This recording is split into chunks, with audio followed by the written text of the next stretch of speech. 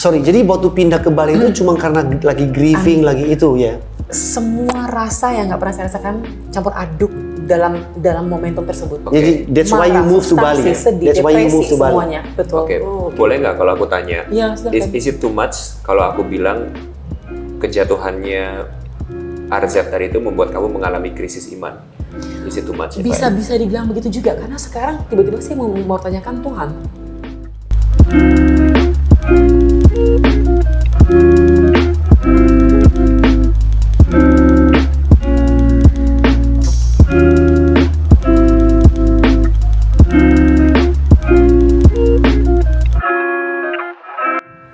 Halo sahabat Bible and Coffee, kita berjumpa kembali di dalam episode kali ini ya. Ya. Dan seperti terlihat di layar Anda, kita bertiga dan we have very special guest today ya. Yeah. Seperti biasa, Pastor Anthony, semua narasumber kita tidak perlu diperkenalkan. Iya. Karena sudah sangat terkenal. Bahkan saya kepoin ya Instagram dari beliau yang duduk di tengah ini. Itu sudah key dan centang biru, udah centang biru ya. Jadi tapi mungkin kita mention namanya dulu ya. Okay. Kita bersama-sama dengan Tracy Trinita ya. Thank you for coming. Shalom pastors. Ya, shalom. Shalom teman-teman Formal semuanya. banget shalom. Oke, jadi kita akan membicarakan sebuah topik ya. Sedikit kisi-kisi buat Anda semua. Topik ini quite sensitive ya, cukup sensitif, tetapi mempunyai sebuah efek dan dampak yang besar, khususnya bagi para orang Kristen atau para pengikut atau jemaat Tuhan. Ya. Ya. Kita pun juga sebenarnya udah sangat berhati-hati dalam memilih topik ini betul, ya. Bahkan waktu kemarin juga ngobrol sama Tracy juga praying about it gitu. Kita akan make sure kita akan membicarakan topik hari itu dengan sangat berhati-hati dan dengan segala kerendahan hati, ya, supaya kita nggak menjelekan siapapun atau menyerang siapapun, tapi bagaimana kita bisa belajar dari topik ini dan hopefully dengan kita membicarakan topik ini bisa menjadi encouragement dan juga jadi berkat buat orang-orang yang juga pernah mengalami ini. Apa topiknya jadi, Pastor Henry? Mungkin kita bisa. Tapi sebelum judul topiknya. Ini di meja kita kan terlihat begitu banyak ya penampilan yang menarik. Khusus buat Ibu Pendeta satu ini. Betul. Karena Ibu Pendeta satu ini super sibuk dan sangat susah sekali mengundang beliau. Bagi Anda ya viewers Bible and Coffee, jarang meja penuh seperti ini. Jadi hari ini kita Bible, Coffee and Cakes ya. Bible, Coffee and Cakes, BCC. Ini sweet banget ya. Sweet banget. Oke, seperti biasa karena ini Bible and Coffee, kita ada kopi. Juga ada temen-temennya kopi gitu ya. Dan karena hari ini topiknya cukup berat, ditambahin cakes hari ini. Tambah cakes. Biar lebih manis. Biar semangat. Oke, jadi apa judulnya hari ini? Kita ini mau ngomongin mengenai sebenarnya kejatuhan dari seorang pemimpin yang membuat pengikutnya atau jemaatnya itu juga bisa ikut jatuh kira-kira begitu ya. Kita kasih judul topik hari ini adalah ketika pendetamu mengecewakanmu. Nah, tapi ini mengecewakan dalam hal yang bukan yang ringan, tetapi jauh lebih berat daripada itu ya. Dan sekali lagi bukan untuk menyerang pendeta siapapun, tapi lebih ke arah untuk bagaimana kita bisa belajar sebagai pendeta juga khususnya, dan untuk kepada jemaat supaya punya perspektif dan sudut pandang yang benar dalam kita melihat hamba Tuhan. Betul. Dan jadi kita tidak menggosipkan. Tidak membicarakan, menggosipkan siapapun. So we won't mention any names. Tidak akan we won't talk about any specific stories gitu-gitu ya. Inisial boleh ya, inisial. Inisial boleh. Terserah Ibu Pendeta. Kalau perlu. Inisial boleh ya. 2 huruf aja. Oke. Ya, jadi sekarang kita mungkin Pastor Anthony mau mulai dengan bacakan sebuah ayat yang kita sempat discuss sebelum podcast ini. Tapi kayaknya supaya para penonton nggak penasaran, karena ada yang tanya juga sebenarnya, ada yang tanya. Iya, saya ingin. Dirimu cukup terkenal gitu ya, Tracy ya. Jadi mungkin supaya lebih santai juga, kita mungkin mulai dari Tracy dulu. Mungkin bisa cerita sedikit. Aktivitinya sekarang lagi sibuk ngapain sih gitu. Banyak yang dengar kamu sekarang kan lagi tinggal dan lagi menggembalakan ya, melayani di Bali. So let's boleh. Dulu. Terima kasih. Terima kasih banyak loh untuk kesempatan bisa hadir di sini. Saya beberapa kali nonton episode sebelumnya dan diberkati sekali. Thank you. Dan saya bersyukur dikasih kesempatan hari ini dan sedikit pengenalan banyak orang mikir kayak loh ini kan bukannya dulunya pernah jadi model ya, kok sekarang menjadi pendeta gitu. Iya. Jadi ada beberapa jadi betul saya besar di Bali, bertumbuh di Bali, besar di Bali. Setelah itu saya kerja sebagai model internasional, nasional dan internasional. Iya. Saya kembali ke Indonesia, terus habis itu saya mulai usaha dan sebagainya. Terus saya sekolah teologi, dapat beasiswa sekolah teologi di Wycliffe Hall di Oxford. 3 tahun 2 jurusan. 3 tahun. Apologetika. Kalau boleh tahu tahun berapa itu? 2006 sampai 2009. 2006 sampai 2009. Dan itu jurusannya adalah apologetika, sama juga sekolah teologi sama teologi dan ministry pastoral, seperti semacam BTH gitu. Nah singkat cerita, 2009 saya bekerja sebagai pendeta di gereja berbahasa Inggris di Jakarta, namanya International English Service, IES, under Pastor Dave Kenny. Sampai 2021 Januari. Tapi di waktu bersamaan juga 2013 saya bergabung dengan yayasan internasional bernama Ravi Zachariah International Ministries. Ini bergerak dalam bidang pengajaran apologetika. Setelah 2021 saya mundur dari pelayanan sampai setahun. 2022 saya mulai kembali lagi ke pelayanan.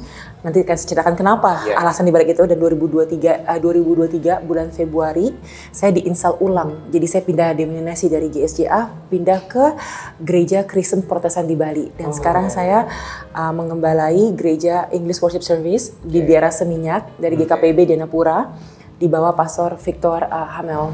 Oke. Jadi yang penasaran itu sekarang yang Tracy lakukan sekarang ya, melayani di Bali. Oke. Nah, masuk ke topik kita hari ini sekaligus nyambung dari ceritanya Tracy tadi ya. Tadi kamu singgung sedikit tentang pelayanan kamu sebelumnya, dan saya rasa mungkin juga banyak di sini yang udah tahu gitu ya ceritanya, karena ini ceritanya udah cukup seluruh dunia ya. Hampir seluruh dunia tahu gitu ya. Nah, kamu pernah mengalami itu gitu? Luka rohani.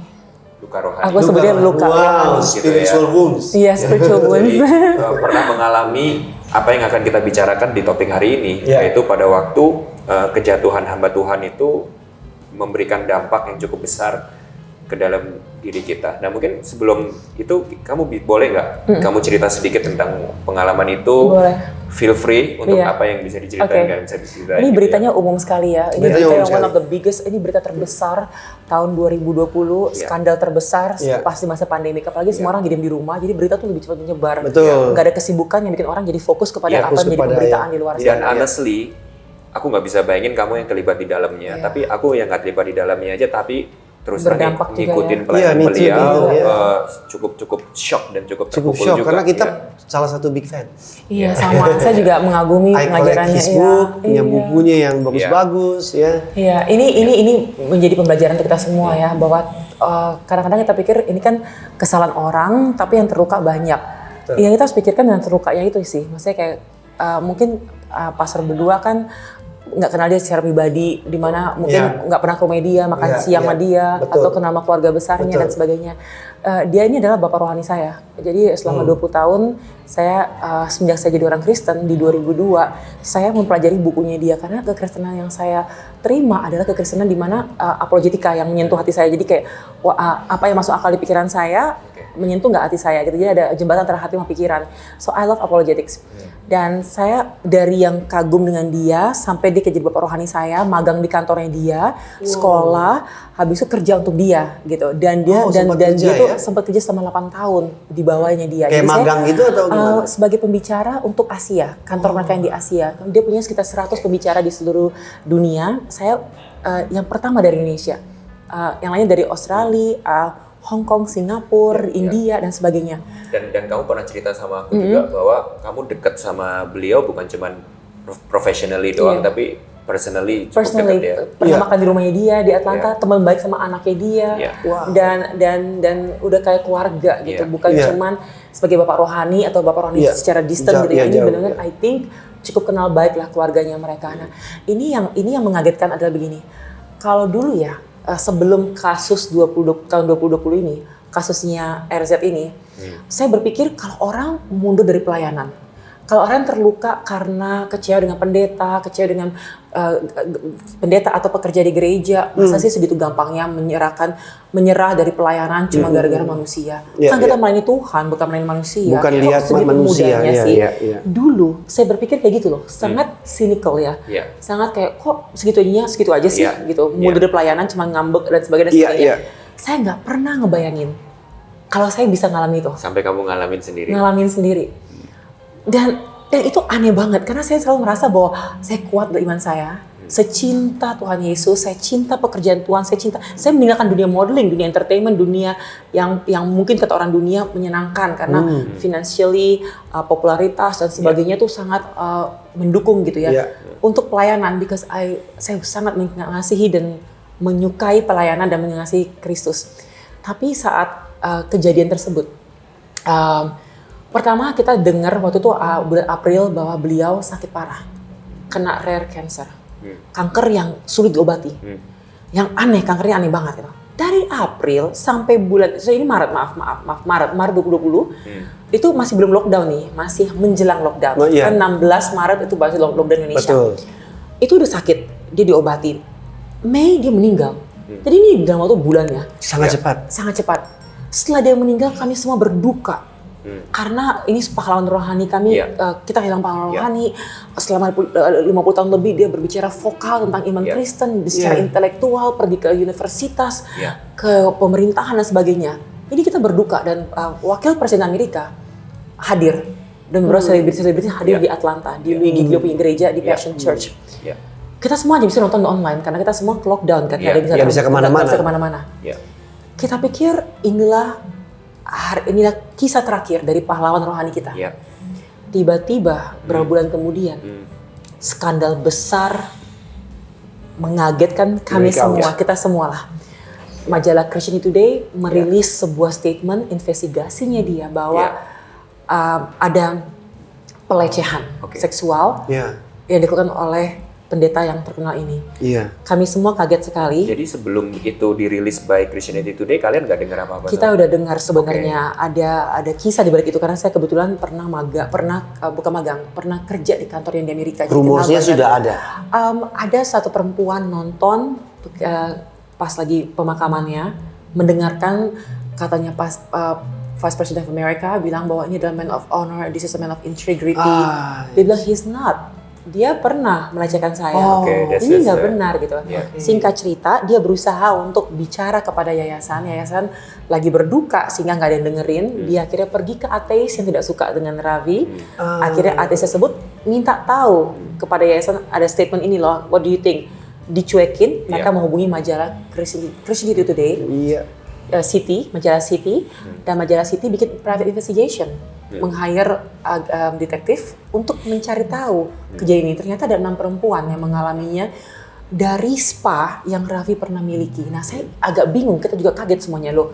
Kok seorang pendeta hamba Tuhan punya tempat pijet di Amerika, di Atlanta yang tukang pijitnya adalah orang bule gitu. Bukan, ini kita bukan ngomongin konteks Asia ya. Ini konteks di Atlanta gitu. Dan kita juga bingung kenapa gitu. Maksudnya itu suatu side karir yang mungkin kalau restoran masih masuk akal gitu ya. Kafe, hotel atau apa tuh masih masuk akal gitu. Tapi kalau tempat pijit kan it's a very personal ya, it's human touch gitu. Tapi itu ini. Singkat cerita, kisah heboh ini membuat kami semua terguncang. Dunia orang Kristen terguncang, kami juga terguncang, dan akhirnya dari Yayasan RZIM kita bikin organisasi RZIM ini kita bikin investigasi juga.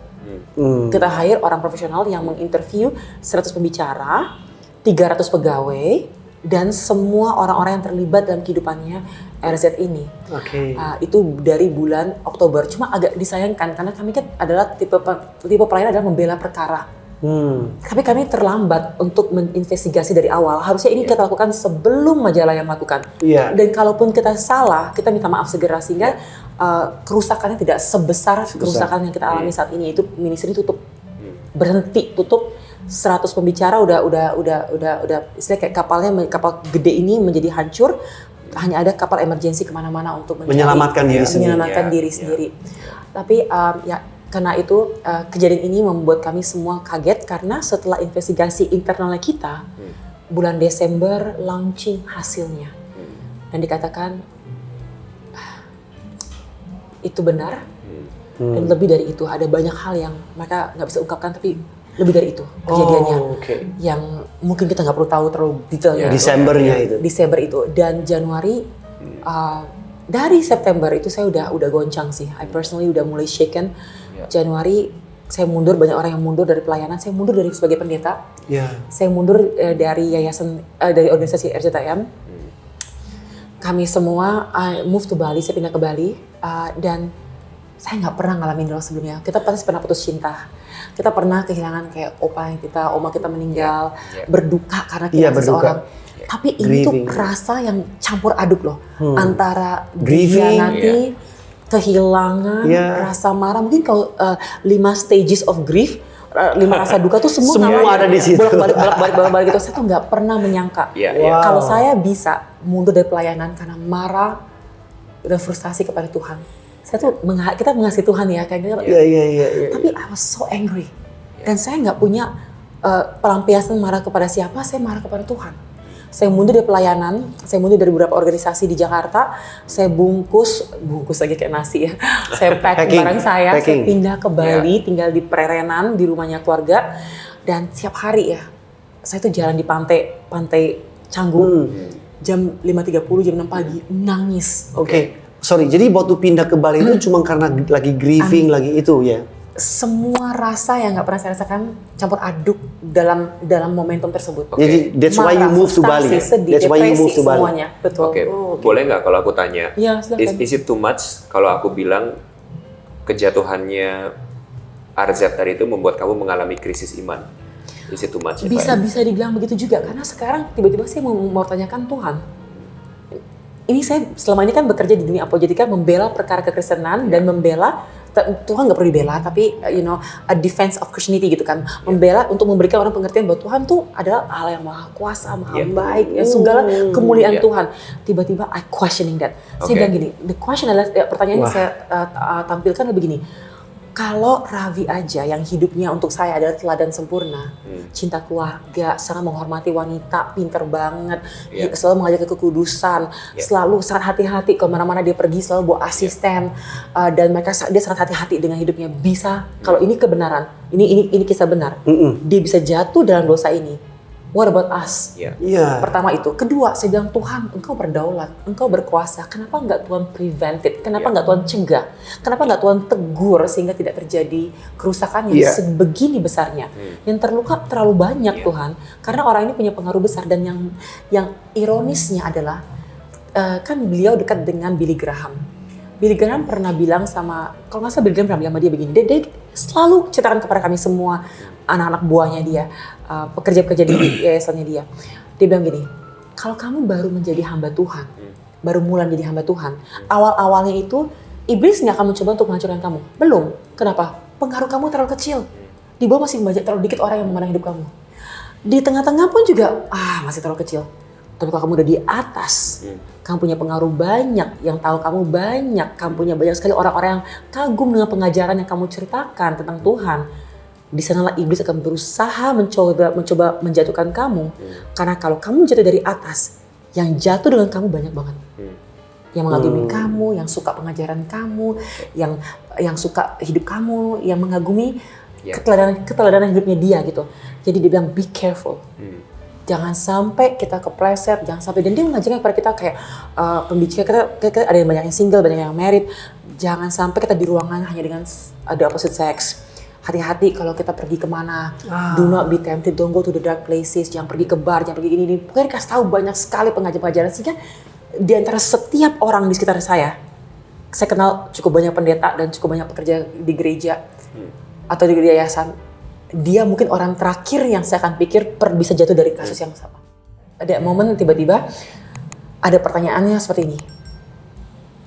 Di kepala saya, ini pemulihan terjadi. Saya bilang ini, tapi Tuhan, bagaimana dengan perempuan-perempuan itu yang tersakiti oleh RZ?